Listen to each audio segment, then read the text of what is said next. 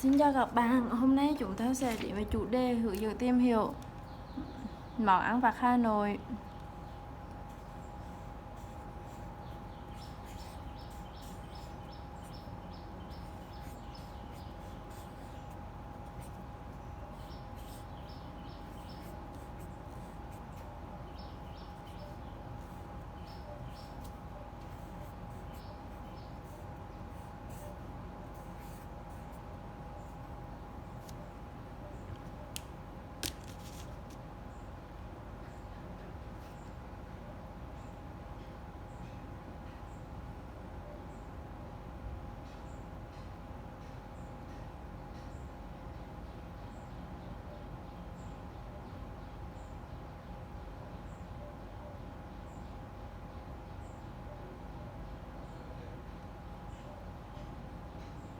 Nem nướng H2O quán ăn vặt Hà Đông.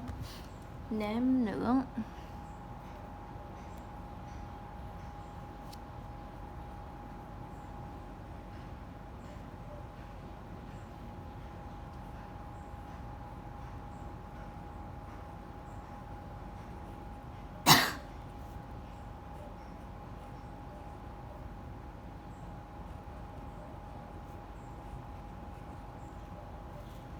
quán ăn vặt Hà Đông.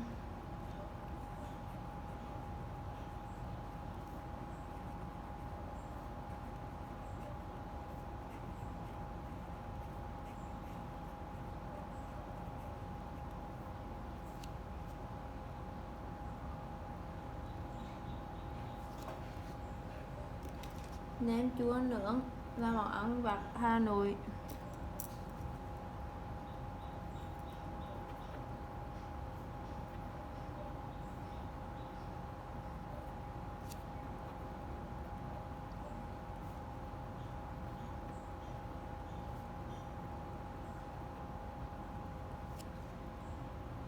Cực nổi tiếng.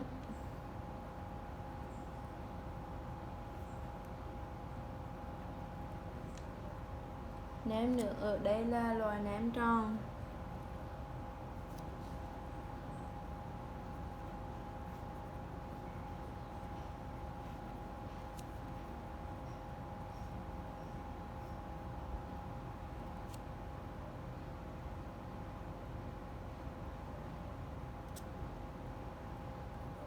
Bề ngoài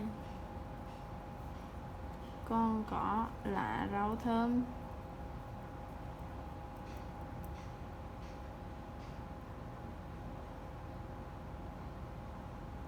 để có thể thưởng thức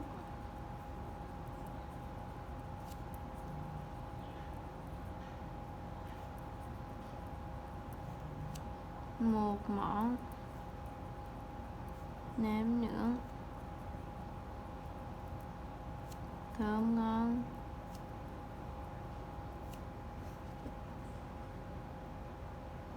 Đúng vị thì phải đến quán, đúng vị thì phải đến quán nem nướng.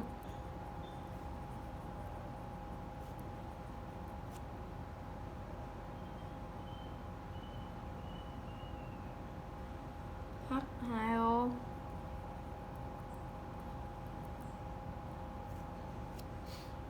Nem được nướng đến khi nào bên ngoài đổ màu vàng,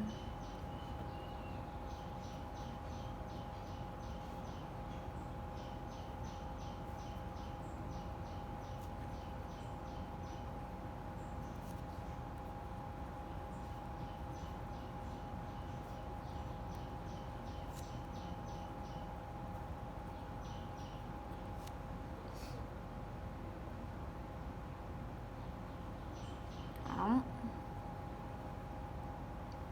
hơi xém xém xíu và hơi xém xém xíu.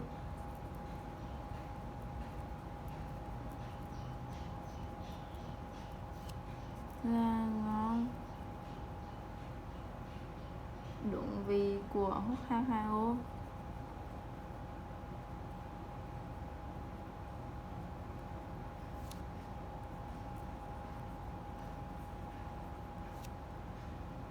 nếm quả vị chúa vừa tới.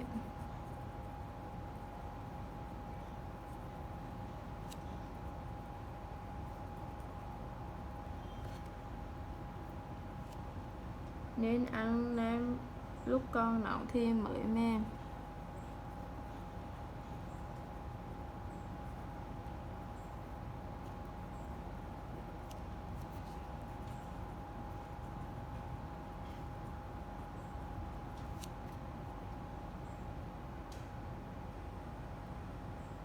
Dẻo để nguội sẽ hơi cứng.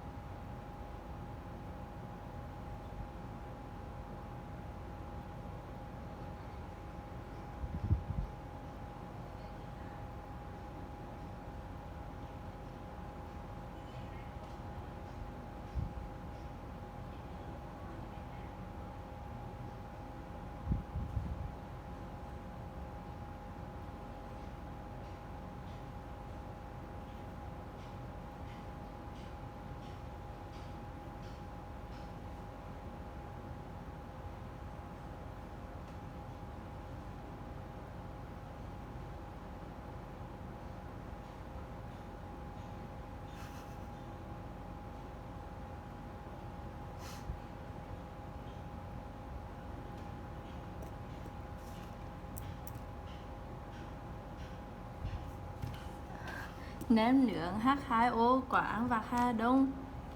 Nem chua nướng là món ăn vặt Hà Nội cực nổi tiếng. Nem nướng ở đây là loại nem tròn, bề ngoài là có rau thơm. Để có thể thưởng thức một món nem nướng thơm ngon đúng vị thì phải đến quán nem H2O. Nem được nướng đến khi nào bên ngoài đổ màu vàng óng, hơi xém xém xíu là ngon đúng vị của H2O. Nem có vị chua vừa tới nên ăn nem lúc còn nóng thì mới mềm dẻo, để nguội sẽ hơi cứng.